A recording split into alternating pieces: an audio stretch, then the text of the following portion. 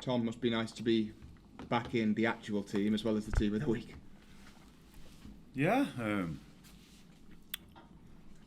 was nice to get a win, obviously. I thought against Leyton Orient we were very good as well and deserved 3 points there. So, certainly at home you won't be winning games against the likes of Morecambe. And keep that unbeaten run going, and that's what we've been doing. Feel you've had a point to prove coming back in or not? No.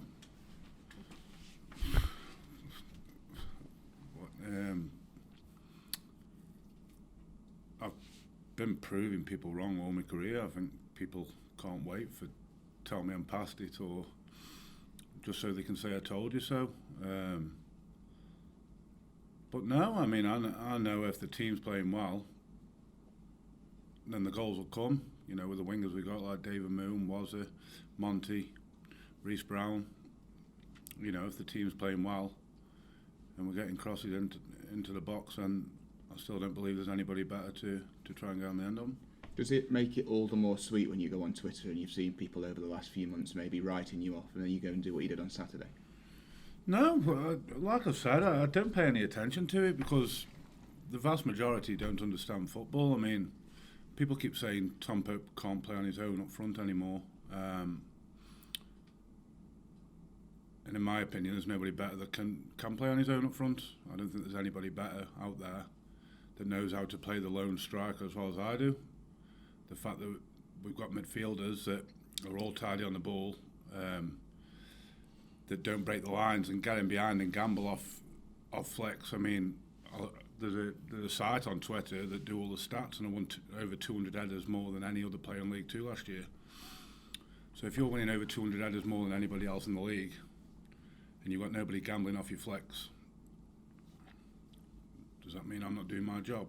I'm a target man. I've always said that my game's not based on goals, the same as Peter Crouch's shouldn't be, Emil Esky, Andy Carroll.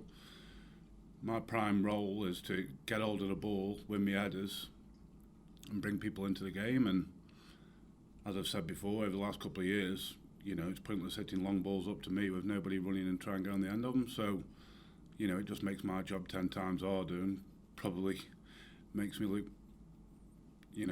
as less of a threat than if you got somebody that's gambling off you. What would you say to those people who have given you a bit of stick and have said maybe you passed it? I'm not going to tell them anything. At the end of the day, my career and record speaks for itself. I mean, what have I got? 3 goals and 6 starts this year, something like that. If you play every game, it's 20 odd goals. Of course, every player can do better. People keep talking, but the thing with me is about consistency, and to have played over 500 games, you must have been pretty consistent to reach some kind of numbers. And we haven't lost a league game I've started this year. So, people can slate me and tell me we've lost three league games this year and I haven't started in any of them. So, consistently, I think I've been performing okay. I mean, I know I've had a run out the team, but Colchester scored first game, we deserved a point, and then Northampton and Salford, we should have won them both.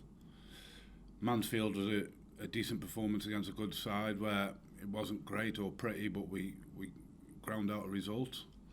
And then last week against Leyton Orient, we could have scored 5 or 6. We scored 3. And we scored 3 this week. So I do believe when I am in the team, it might sound a bit arrogant and what have you, but it's not. I just feel that Port Vale's a better team with Tom Pope in it than not. More Vale League goals post-war than anyone else. It's another record that we can talk about to associate with you. Do you feel you've got anything else left to prove or not? Is there anything else you'd like to achieve? No, I mean, I want another promotion. People keep saying prove. I don't need anything to prove. Like I say, I come back and everybody said we shouldn't have bought Pope back in the field when Brownie bought me back, and I didn't score for 11 games, and all them people were, I told you, he's past it, I've told you. And then I finished the season with 19 goals. So even last year I scored some important goals in a side that struggled throughout the year. And I'll continue to do that. I mean, when your game isn't based on pace and you're not there to run about, you're there to get hold of the ball, bully defenders and bring players into the get your team up the pitch. And then when we've got the wingers that we've got here, especially, you know, if you can keep Monty and David and move fit and Wazza keeps doing what he does, you know, then there's no reason why I'm not going to score any goals. I mean, you know, I'm probably not going to play as much at my age as I have done over the years. But I still feel like there's plenty of goals left in me. If we continue to put the ball, like I've said before, I don't think there's anybody better. And you know, since the year we got promoted, over the last 7 years, I mean, you guys will probably be able to find the stats. I don't think there's anybody in the country who's scored more Eddie goals than Tom Pope. That's a fact. That's a fact. I'll go out on record and say that's a fact. I don't think there's anybody in the top 4 tiers that scored more Eddie goals than Tom Pope in the last 7 years. So I'm still a threat. When I've got managers coming up to me after a game and saying we've worked all week on stopping you, you know, I still feel like people are still worried about me. So, you know, that's the confidence I need to go out there week in and week out and know that teams are still worried about me. If you think Port Vale's a better team with Tom Pope in it, how do you feel when you're sitting on the bench watching them play and you're not in it? If the team's performing, you haven't got a leg to stand on. I mean, at the end of the day, we're a team. There's 20 odd players. It's not about me. I don't expect to play every minute of every game and be the main man. You know, that's not what I'm about. We had it before when Jordan Hugill come in, and I got put on the bench a few times, and he scored some goals. You know, I don't mind that. You know, Richie Bennett's come in and done really well. You know, so.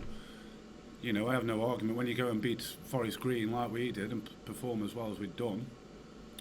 You know, you have to hold your hand up and say great performance from the lads, and I'm the first one go in there and congratulate them all. But then when you get an hiding like we had at Grimsby, you know, as a player you expect it to be put back in the reckoning. And like I say, in the spell I had out, I think we lost 3 league games, which, you know, when I'm getting dropped for drawing a game, you know, you want to go out there and have another run in the team. And you know, last few games I got back in, and the results have been positive. So hopefully I can stay in there. You're not far off Martin Foyle's title now. Have you got one eye on that? Yeah, I mean, it's in the back. Like I've said, it doesn't play. Even the 100 goals, it took me about 6 or 7 weeks, or it might have been longer than that to get it. And people kept saying it's on his mind. That's why he's struggling, but it honestly wasn't. You know it's there. You know the record's there, and if it comes, it'll come. But you know, I'm not. As long as the team are performing and winning games of football and consistently playing well, you know, that's the main thing for me. And if we're playing well and the wingers are playing well, then that means to me that we're putting plenty of crosses in, and then hopefully the goals will come.